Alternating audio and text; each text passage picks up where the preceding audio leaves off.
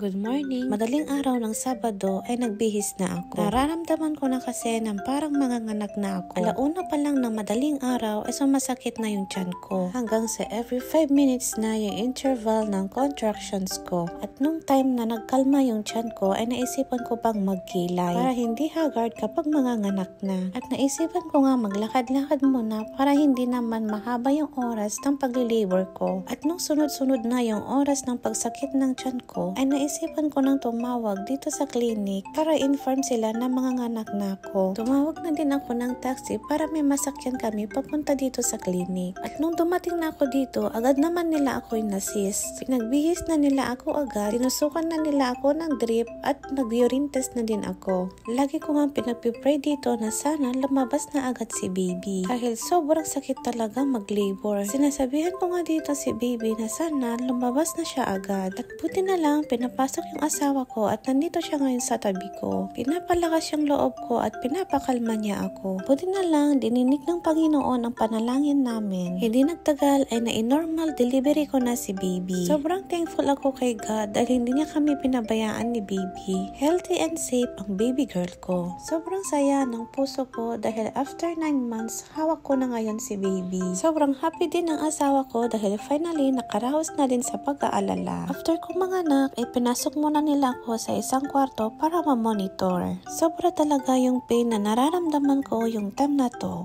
But it's all worth it dahil dumating ka sa akin anak. Isang malaking regalo galing sa Panginoon ngayong araw ng mga puso. Walang imposible kay God dahil dumating ka noong February 10, 8:06 a.m. na may timbang na 3,050 gram at 50 cm. Now, welcome to the outside world my baby girl, Nia Zandy A. Blanco.